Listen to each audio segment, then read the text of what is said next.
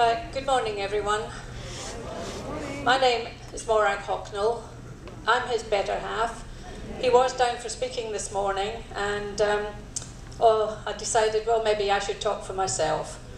So anyway, I hope you did attend John's presentation yesterday, and if not, I understand that it's on the television every 5 minutes, so you're fine. You'll be able to watch it until maybe later today, and then they'll put mine on.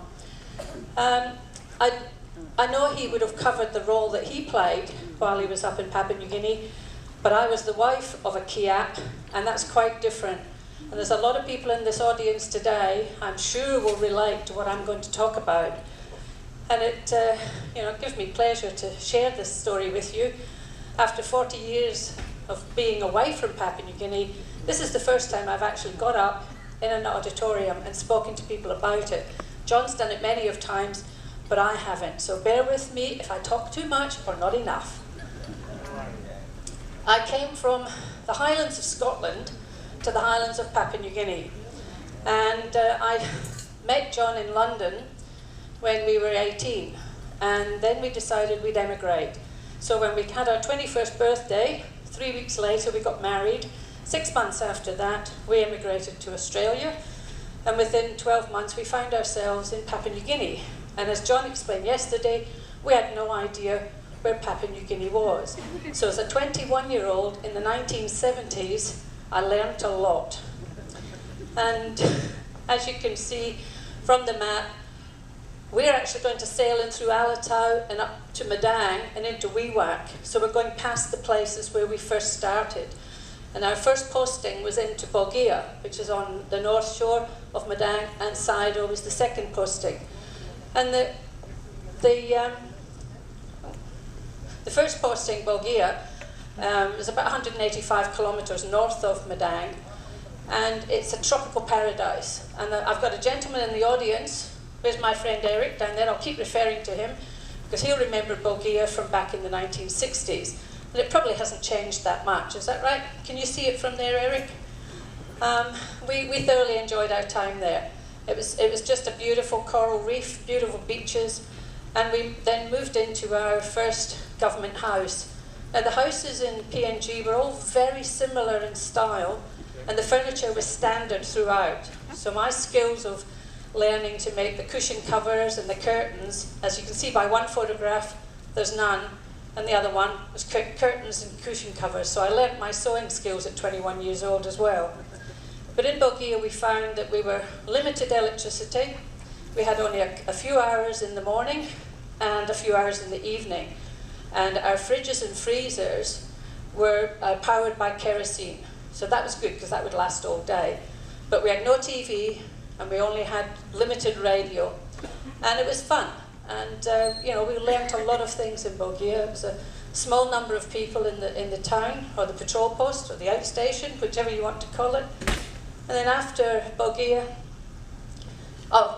when we arrived in Bogia, the first thing the family decided was to take us on a local village tour, but they didn't tell us that we were going to have to walk a number of kilometres first, and then get on one of these canoes and paddle our way for about 2 or 3 hours up the river to get to the local village and experience our first Sing Sing.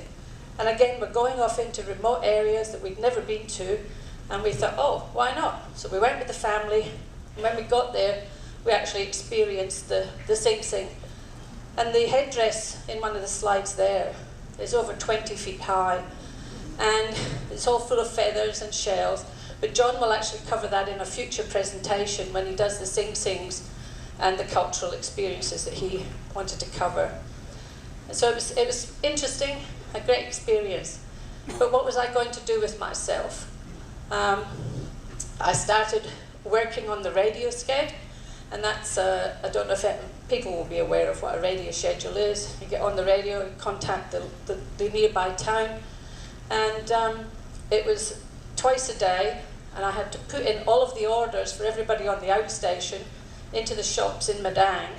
I had to receive and send all the telegrams, type up all the messages, and hand those out to people. And it was interesting because you were talking to a number of outstations around the Madang district, And you would always end up with a bit of a chat session at the end, and you'd hear all the orders that people were putting in to the various shops. And then I would get all the messages coming in from the other way.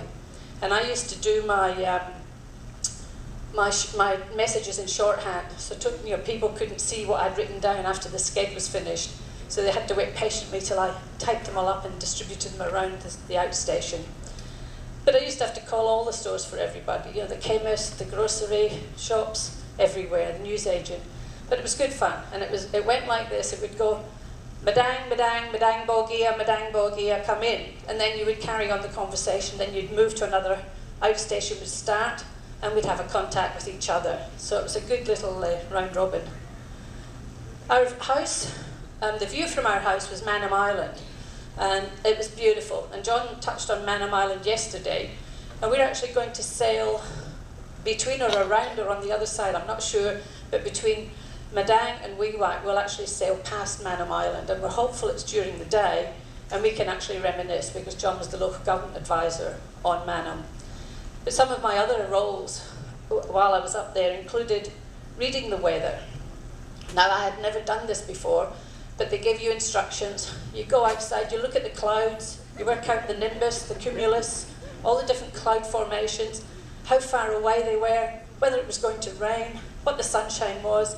You had a temperature gauge, and you had to check the rain levels.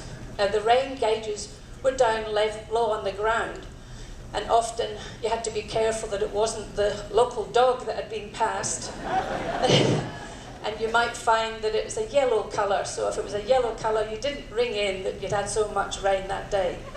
And we used to radio it through to Port Moresby just for them to keep a record, because us on our outstation, we didn't really care. It was wet, hot, dry, sunny, whatever, we just went along with it.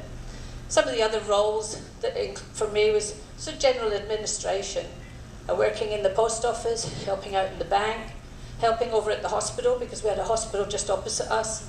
And there was lots of little jobs that all the expat ladies could take on, and whoever wanted to jumped in and had a go at it.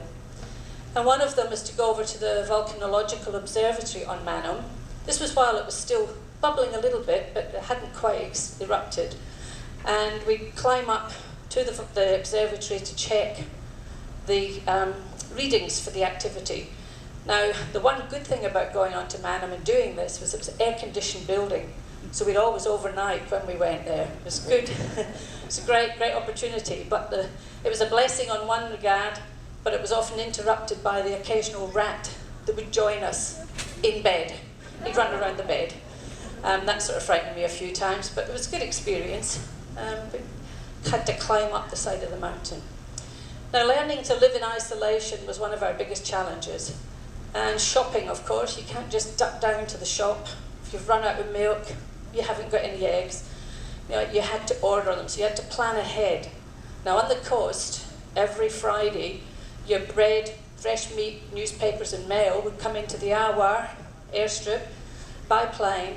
You'd bring it into the outstation and divvy it out amongst everybody. But your bulk groceries, that would only come every 3 months, and that is the type of vessel it came on. It's the MV Coral, and that's actually the boat that we took from Madang to Bogia when we first arrived. And when they told us in Madang we were being transferred into Bogia, we went, oh, that sounds lovely. We got along to the wharf and they said, just look out for the government trawler. The government trawler, I thought, was this big, but it turned out it was that big. And when you got to the wharf, we were looking for it, and it was down there. So we climbed on board and we cruised up to Bogia. That's just a little side story, because in the front of that on our trip up was Michael Samari. He was doing his electioneering campaign at the time, and so we got to meet him before he became what did he call himself? Chief Minister or something? Yeah, and so the Coral was the boat that used to bring in our groceries, and I'm talking about cartons of beans and boxes of bags of rice, everything you can think of you buy this size, I had to buy in large packs. If you needed anything else, big bits of equipment, sewing materials, you'd have to fly into Lae or Madang, mainly Madang.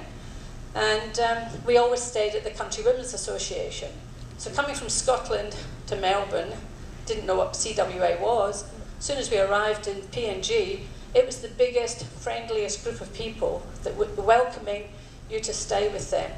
So we always stayed at the CWA. And I believe while we're in Madang, the CWA isn't far from the resort. They're opening their area, their little house. I'm not quite sure what size it is, but they're opening that because they've got some crafts that are available for us to look at. So it's worth going to see. And we used the CWA 30 years later when we went up to the Northern Territory. It was the first place we stayed in Darwin when we first went there. And then, of course, you had to go down the local market to get your taro and yams and sago and cow, all the lovely vegetables at the local market.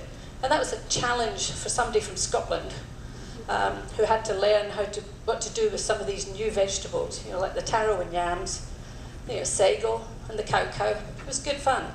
But the ladies there, the local ladies, would help teach us how to use them.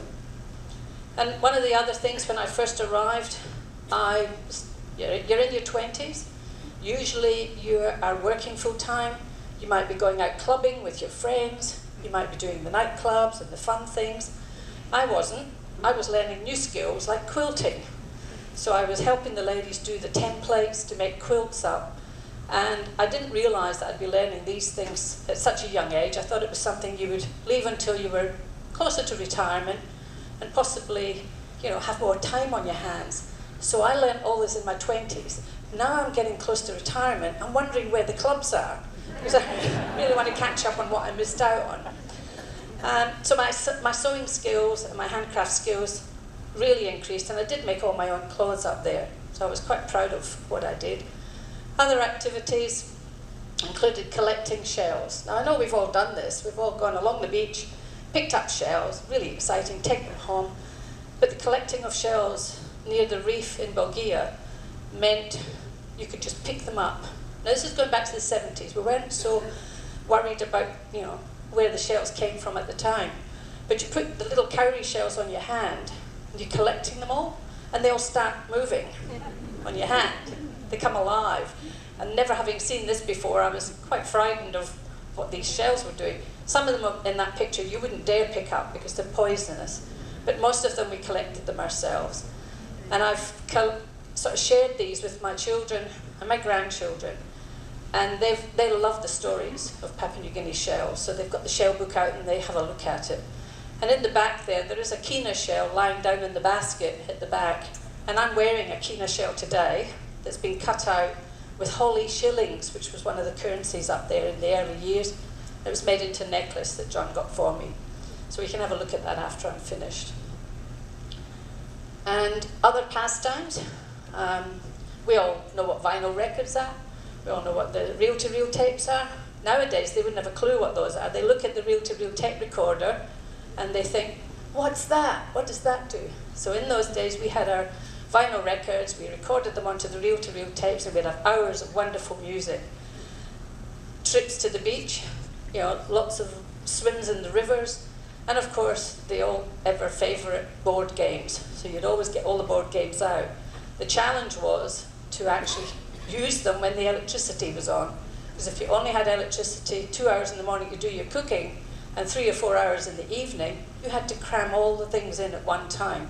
Or you got out the kerosene lamp, hang the kerosene lamp up, and get the board games out. And sometimes those board games would go until 3 in the morning, because it got quite competitive, especially if there was more expatriates on the outstation. So the sound system there is the same sound system that we've just unpacked and put into our new room that we've renovated. And I tell you, the music sounds much better than the digital sound of today. Now, we went on leave after 18 months. You got 3 months off when you were up there. So we went on leave after Bulgaria, and we came back. We were transferred into Sidon. And when I left the UK, I left behind my widowed 63-year-old mother. I'm the only girl of 7 children. I'm the youngest.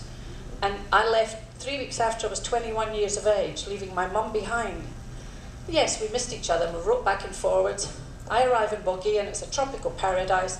I write to my mum, if ever you're lonely, Mum, feel free to join us. Guess what?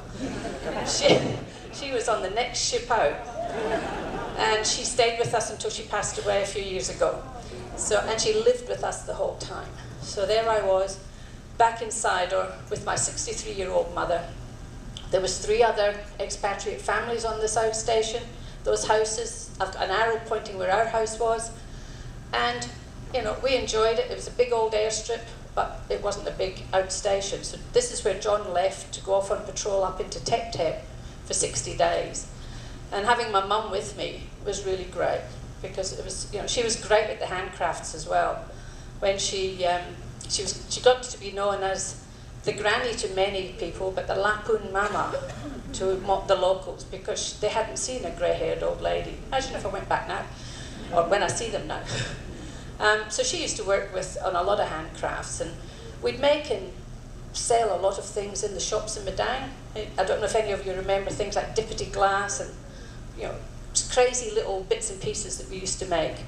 But we'd take those into Madang and sell them for Christmas decorations and do all stuff. She was very handy with a crochet hook, and so she would make the beanies and the billums and jumpers in PNG colours, and she'd crochet them, and everybody got one. She didn't sell them, she just made them for them. But we did get her involved in things like the census analysis, and it was just great having her around. She did whatever was available, and we had fun, and it was a great companionship for me. Now, our house inside her was a bit older, and I put this photograph in because of the rain tanks. I wanted people to realise that we didn't have running water.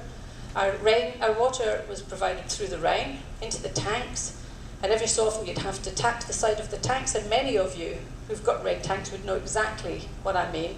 Tap it through, find out how low the water is getting, so when it started to become too low, you'd have to get the truck to go out and cart some water in from the river and fill up the tanks. Now, the gas bottles, the cooking on the coast was with gas. The gas bottles were the same. Again, you would run your hand down the side of the gas bottle, and as it got colder, you knew you were going to be running out of gas. And because they had to come in with the bulk shipping items every 3 months, you had to make sure you ordered them in sufficient time to get a gas bottle, so otherwise you wouldn't be cooking. And I just put up there, one of the things to keep the mosquitoes at bay was to throw a cup of kerosene into the water, and it stopped the mosquitoes from laying their eggs on the top.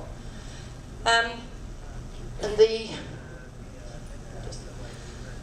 self-government celebrations are inside, and that was when John was off in Tep Tep, and Mum and I, you know, because we were the only ones there, some of the times we joined in, and there's some photographs of the local choir taking part in competitions, the dancers, and of course self-government celebrations and Independence Day celebrations wouldn't be the same without a greasy pole. So anybody that's been up there, you know what a greasy pole is, don't you? You cover all the pole with grease, but before you do that, you put all the best prizes up on the top, and then you say to everyone, go get them. And they have to climb up the greasy pole, and they all get the prizes. So Mum and I had to get the prizes and not necessarily put them up the pole, but watch them as they pulled them off down. So that was a big experience for us. Now, we had house staff up there. This is my houseboy and his wife and baby. But the photograph with the Christmas tree and the Christmas lights, we'd get him to bring in a dead tree, first of all, bring it into the house, put it in a bucket, then put all sorts of decorations on it, put Christmas lights on, plug it in, and when you had power, the lights would come on and off, the flash. So the houseboy would think to himself, what? How did they manage that? Dead trees, come alive, the lights. So he kept running in and out the house every time the power came on, just to watch the lights go on and off. And you recognise the chair covers and the curtains. My handiwork went with me everywhere. So that was a really interesting time with the houseboy. And when we were inside, we got told, John said, right, you've had your time at Sidor, you're going off to the Southern Highlands. I was like, oh, fair enough, okay, we'll do that. But you've got to pack your own gear. There's no removalist, there's nobody comes in and magically tells you how many boxes you're going to need and how much weight can go in a plane. We had to find out the dimensions of a twin otter, we had to find how much weight it could take, as well as the passengers, and we marked a chalk mark on our lounge room floor to the size of the internal dimensions of the plane, and bathroom scales, pack a box, step on the scales, write it down and pile it up on the chalk mark on the floor until we had it sufficiently full, so the morning we were being moved, it all just got taken down to the airstrip, put on the plane, we climbed on, and out we went. Now the thing was, on the way, so you've got Sido there, and we're flying up to Tarry, which is in the Southern Highlands. But we didn't know we were going to Tarry when we got on the plane. We knew we were going to the Southern Highlands, but we didn't actually know where. When we got to Goroka to fill up with fuel, the airline staff at Goroka Airport turned around to us and said, all right, now you're ready to go to Tarry. That's where you're heading. So we had no idea. So we flew into Tarry and somebody met us, and there we were, based in Tarry, in the Southern Highlands. And this is, up on the left there is Tarry, and it's where the arrow is our house. There's the huge airstrip. Down on the left-hand side is the Tarry Hospital, which was, it was a really good hospital. You're talking about 1973. And there was quite a number of expatriates living here. In total, on the station and at the missions and around, there would have been about 100 people, which was big for us. We'd been used to small groups. So you had a lot of activities and a lot of fun with all the expatriates that were there. But then along came 1975, and John gets told, no, we want you to go and look after the Como in Southern Highlands. Now, Eric, I don't know if you can see this, but there's a photograph of Como down here on the right-hand side.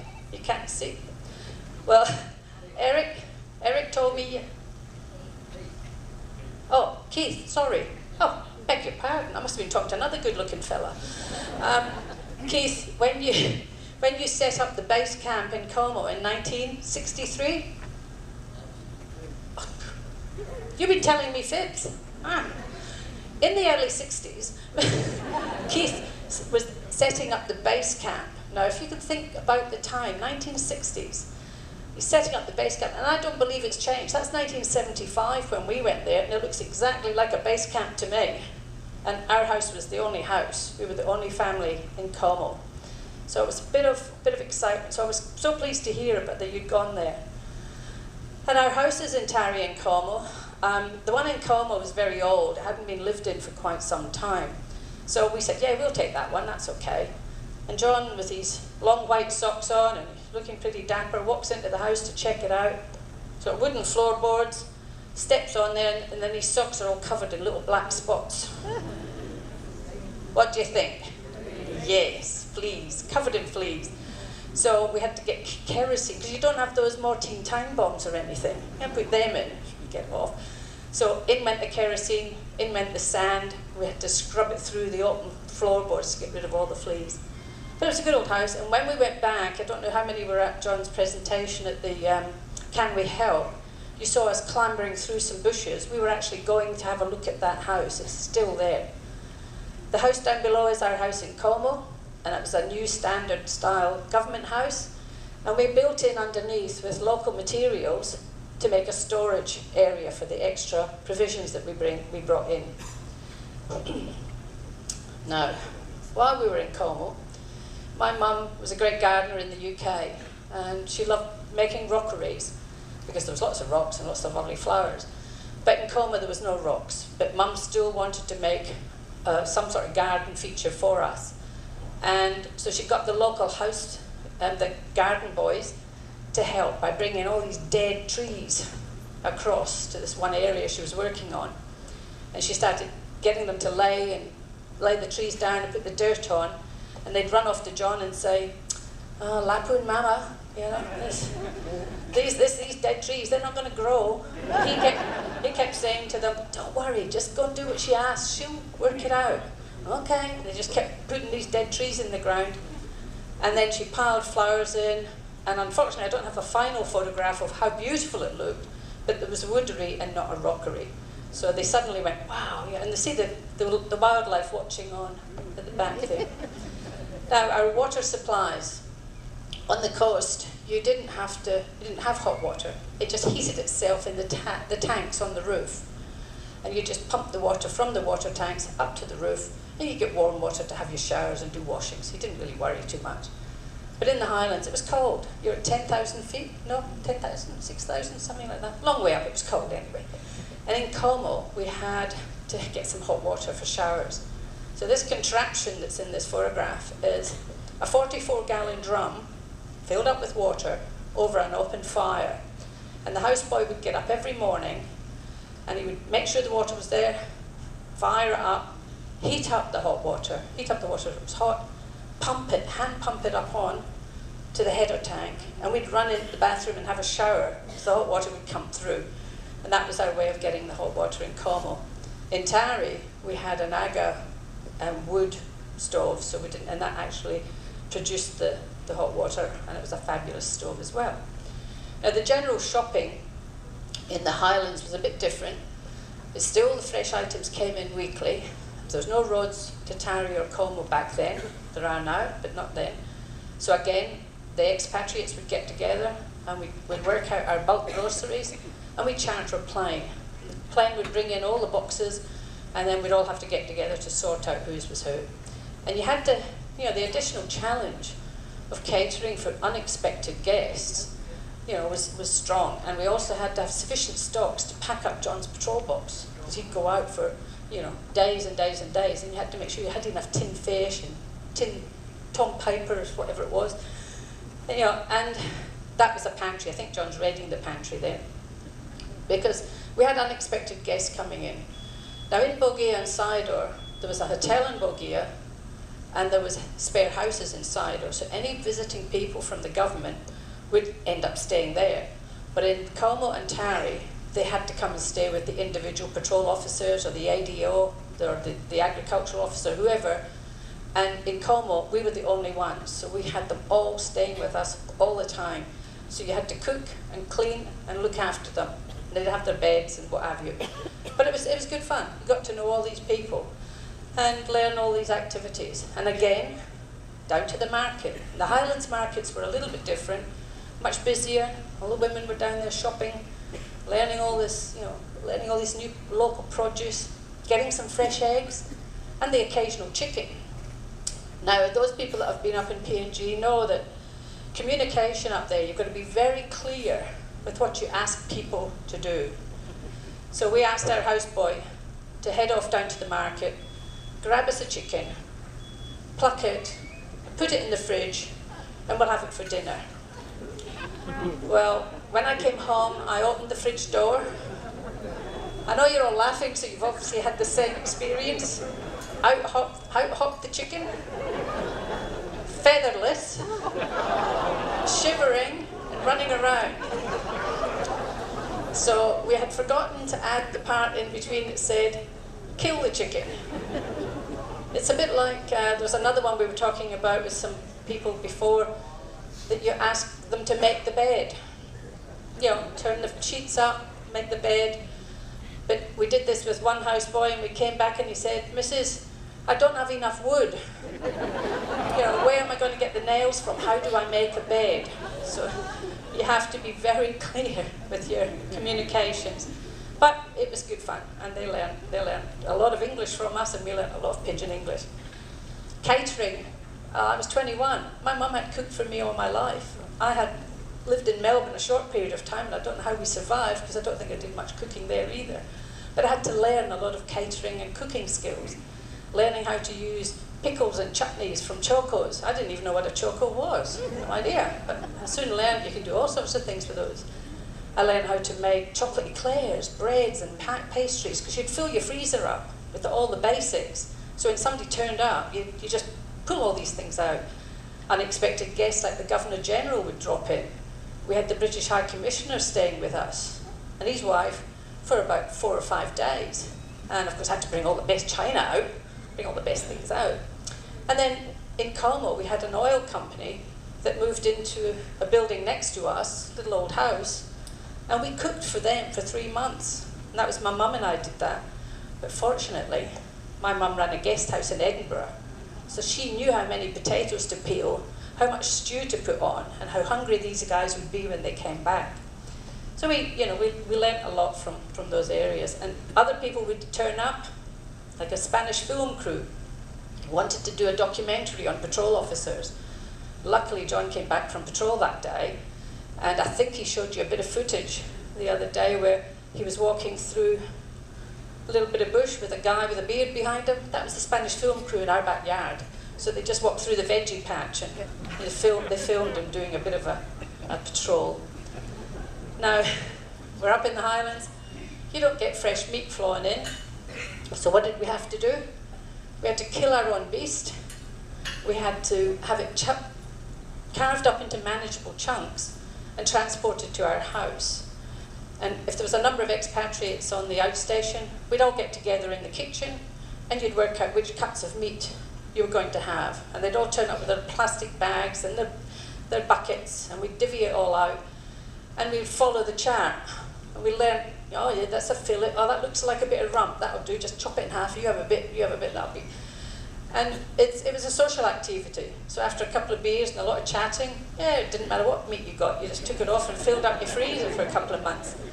But no, it was a big experience for that one. Now, activities such as tennis or golf, it doesn't look salubrious, but the golf course was the grass area that sort of flowed down from the house. So John introduced a bit of golf.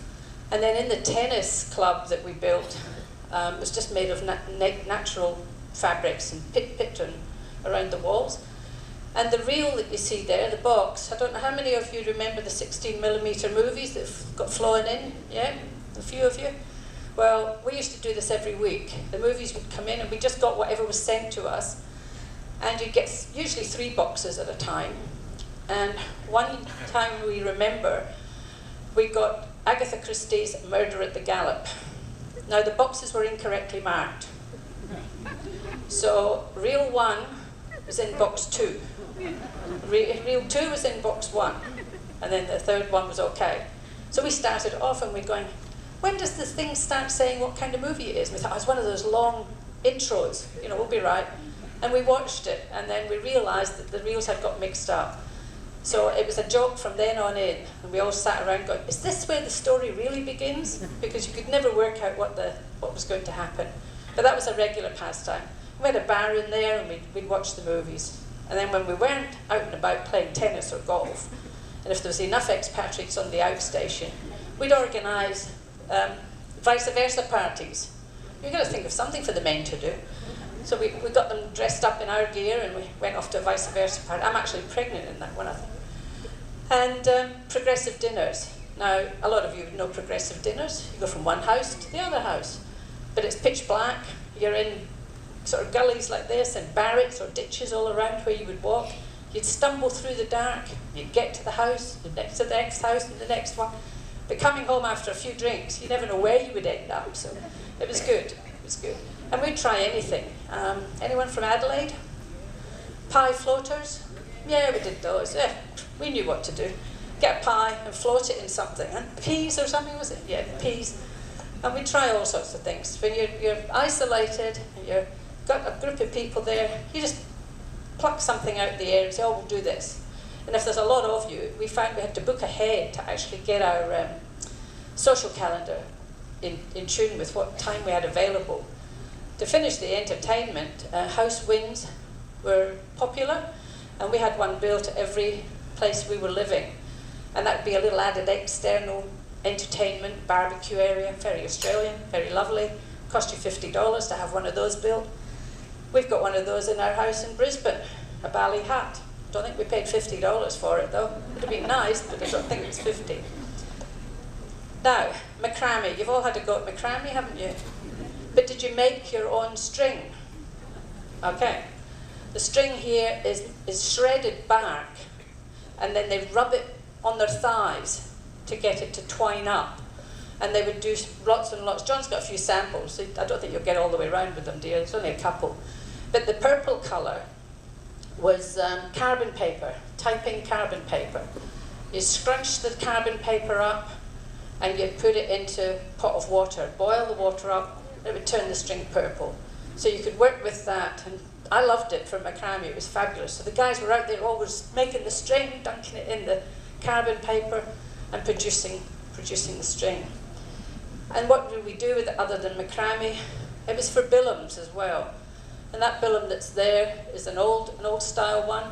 But I added in here for you, because when you go anywhere, if you can buy a billum, The reason the Billams are there is a cultural icon, inextricably woven into the social and cultural fabric of the country. People write songs and poems about their Billams. It's a token of love, reminders of home, holders of magic and symbol of wealth. In the Highlands, babies sleep in the Billam and carried on the mother's back. And we've got a couple down there. We've got a man's Billam, there's an old one, and that's a huli Billam. I've got a knitted one there, which is what the tourists tend to be given, but they're still made the same way, still twined around. And later on I'll explain to you about how our son was carried in one. John's handwork, we had string picture. Now this is an old door that he carted out on patrol in a local patrol area where he was in near Tarry. And he carried this door out and he made the string pictures up with the huli wig, and the drums, and then that was put into the tennis club. But you've got to remember that that's an old 1970s photograph, so it's a little bit out of focus.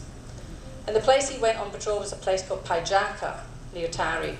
And I ventured out on patrol with him a couple of times, and it's not something the women did very often because it was too difficult for them to march out on patrol into all the different places.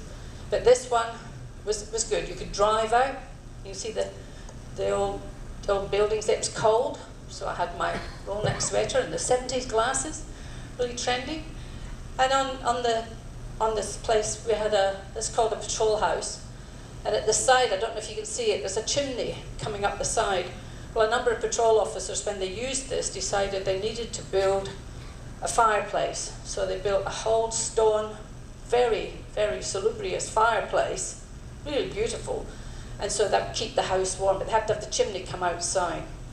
And at this place, we actually attending the opening of a netball court, believe it or not. And that young lady there is a welfare officer, and the dancer is a very old Enga dancer, and that's a very pregnant me on the other side. But that was the netball court for the women, because they didn't get very much, so they introduced the netball court. And we had to go out there and open it for them. Our son was then born in Mendi, in the Mendi hospital. He was the third European baby born there. And the doctor in the picture with me and the nurse, the doctor was a French-Canadian volunteer studying tropical diseases. So very helpful, very useful. I had to tell him when the baby was coming. Well, he's going to be here any second now. And the Mendi hospital was like a bit of a motel room, so John was able to stay with us for a few days, and then I flew back out to Como. And the nurse, after the first baths, I had a bag of bits and pieces, baby things for the baby. And the nurse saw this and she thought, oh, I'll bath the baby and dress him up ready to go home. And she put everything on him. So he came out looking like the Michelin X-Man. And I said, I don't think this is my baby. So we took a couple of bits off and then we took him home. But and our son is now 40 and he's very proud of being born in Papua New Guinea. And this is the girls. Now when we went back to Como, of course, you have to weigh your baby on a regular basis. Now there was a visiting nurse would fly into Como every month, and all us ladies would line up with our children to have them weighed and checked. Now the scale that we had was like a big butcher's scale and a big hook. We'd hang the billam, like John's got there, an old billam, and you'd weigh your babies and the scale would go like this. Oh, he's put on a few pounds, he'll be right. Now, the ladies did the same. They would take the pigs out of the billam and then put the baby in the billam, and you know, they were very precious pigs, so they got weighed at the same time. And this is our house girl, and she's wearing her Tarry traditional dress, and she's got her billam down the back, and she loved Craig, and she took him everywhere with him. And yeah, she would love to have stayed with us, she'd love to have come down to Australia, but no, we learnt a lot she learnt a lot from us, and Craig thoroughly enjoyed his little experience, although he was only a little thing. Now we had some pets as well, and at the very first photograph I showed you, there was a crocodile. Well, the crocodile was stuffed, obviously, and it was the first gift that John ever got given, and he was beautifully stuffed according to taxidermist in Brisbane. The cat next to him, I saved him from being drowned because he was only like 3 or 4 weeks old. Took him back home, flip-flop sandals, he'd follow me around everywhere.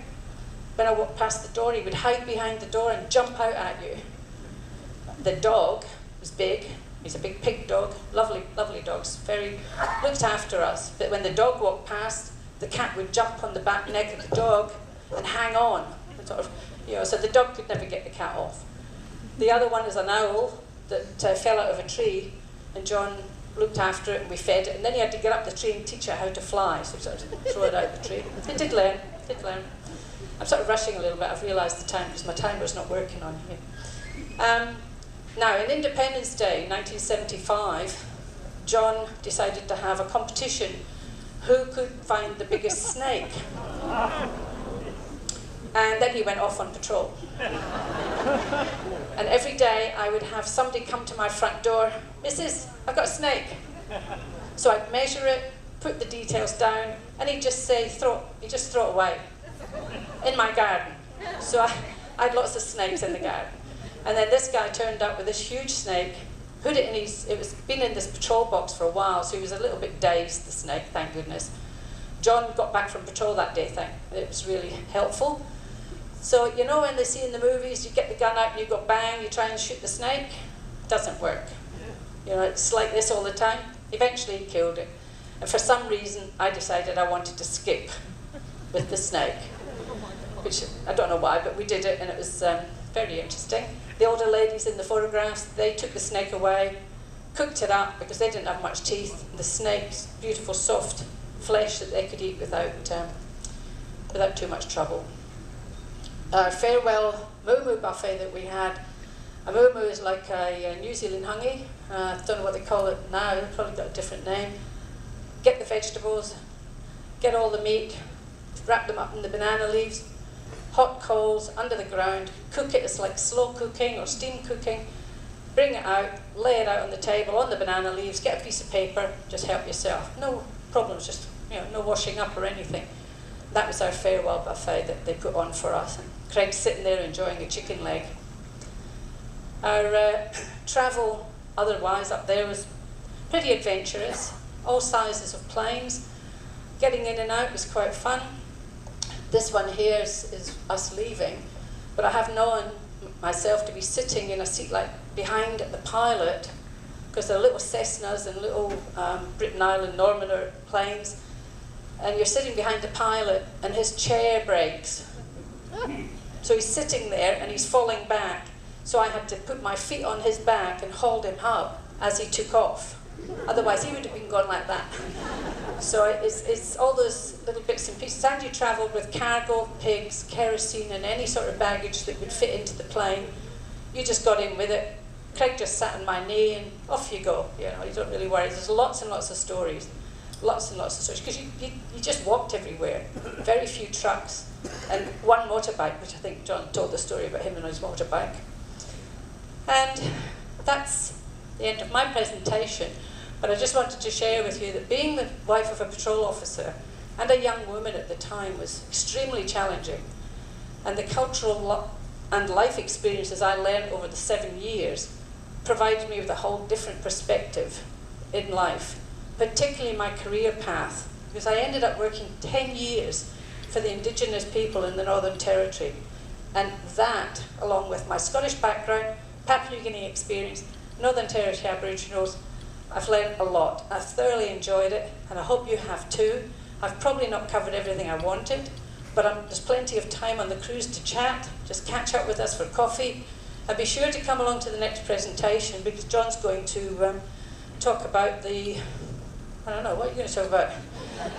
Artifacts and architecture and all things in between. So there's a couple more presentations that John will do before we leave. Thank you very much.